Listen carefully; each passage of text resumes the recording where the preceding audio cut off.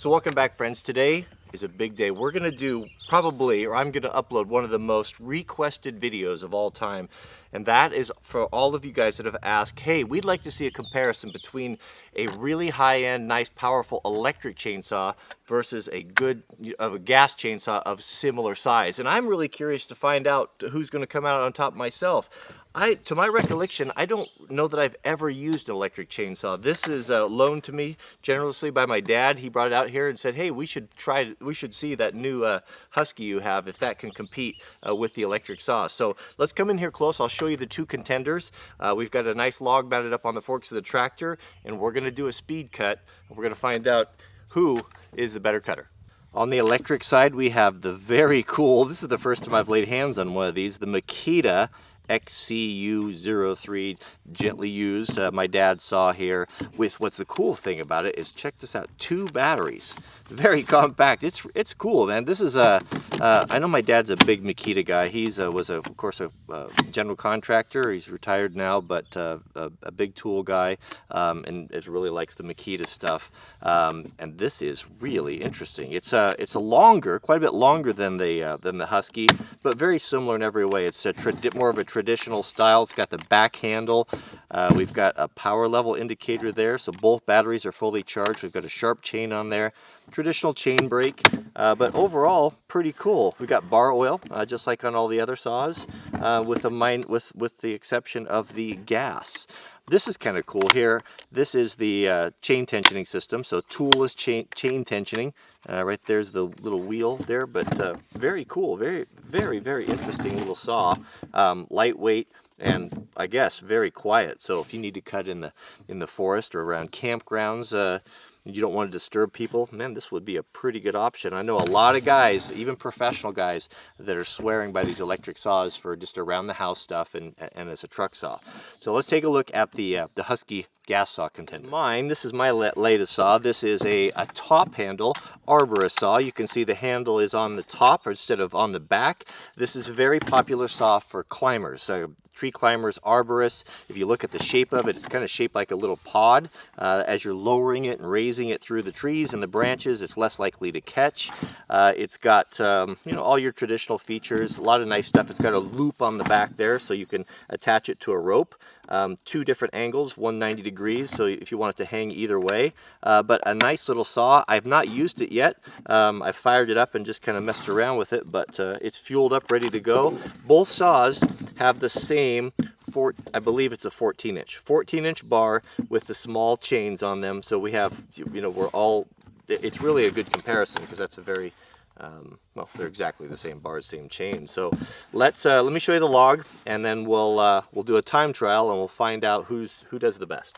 So here's how it's going to work. So what I'm going to do is we'll set the clock, and we're going to make 6 cuts. We'll do a down, up, down, up, down, up. So that'll be 6 cuts from the top side of the bar, on the back side of the bar, and we'll see which one is going to be faster. We've got a piece of lodgepole pine here that is probably about 6 inches in diameter. Now this is definitely on the big side, and more wood than these little saws are probably intended to cut, but it's equal, so we'll see. I have no idea what to expect. I've never ran one of these little saws. Or the electric, so I'm really keen to find out which one's going to be the faster cutter. So let's start with the Makita, the electric. I guess I don't need hearing protection. I'm assuming that's a nice bonus. So you turn it on. How do you make it work? Oh, there we go. And actually, it is a little bit noisy.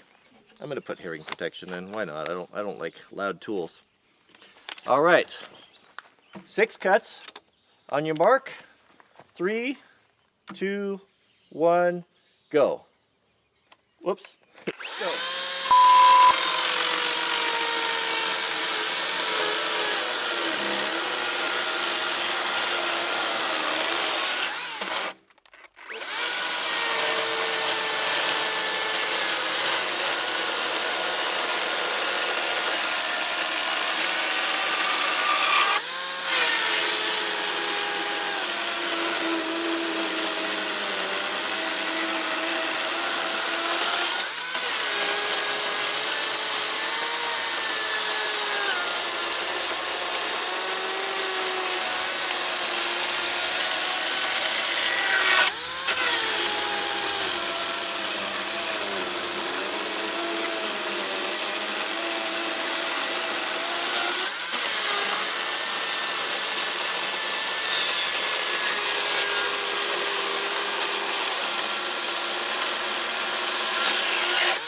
All right, there we go. Okay, that was that's pretty cool. That's a ferocious little saw. That thing really cuts. Very little vibration. It's nice to use. It's a little bit quieter. Well, quite a bit quieter, I think, than the gas version. But boy, it's legit, man. I mean, it really got after it. This is hard. This is not like ponderosa pine. This is lodgepole. It's pretty dense, and it's no joke to cut. But man, oh man, that thing just really tore. So let's fire up the Husky, and we'll see how it does. All right, now for the Husky Pro arborist saw here. Not sure the starting sequence.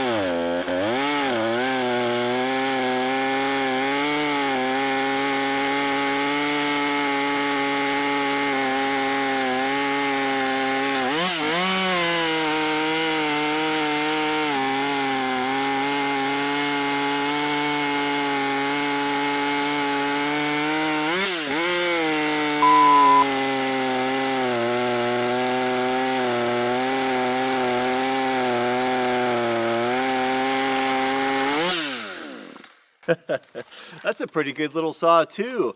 So I don't know which one was faster, but my gut instinct or my gut feeling is it seems that the Makita was maybe a little bit faster with that 36 volt. That's quite a bit of power. It'll be interesting to see. So let's we'll put the clip together side by side. We'll see together, but a very interesting comparison. Now I've asked the folks at DeWalt, you know, you guys, I've done some stuff with them in the past, if they would send one of their chainsaws out, and they said that they would. So I haven't seen it yet, but I'm really curious. It's their biggest, baddest one, and we'll do a comparison and see how that thing cuts. I think it's quite a bit more powerful than the Makita, and it looks even bigger in size. So I'll be really curious to find out. But that's kind of a fun comparison. And the electric chainsaws, I mean, they're pretty legit now. A lot of professional people are using them. Most of the major manufacturers are building them. I see Husky's got them. I think Stihl's got them. Of course, Makita, DeWalt, you know, all the major players are building them. They just use traditional bars and oilers, and they're cool, man. I mean, you don't have all of the fuss and the muss, so I think it has a place. Is it ever going to replace a gas chainsaw?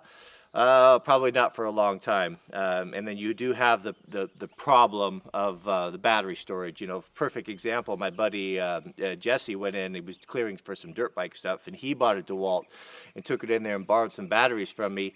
And carrying all those batteries was, you know, was problematic. I know that one of them got broken in the pack from all the jostling. So, you know, they're not perfect by any stretch of the imagination. And if I were to go into the back country with a saw, I think I would probably prefer gas. But I haven't used one out there yet, so we'll have to when we get that DeWalt, we'll have to find out. So thanks for watching. I hope you enjoyed the comparison, and we'll see you guys on the next video.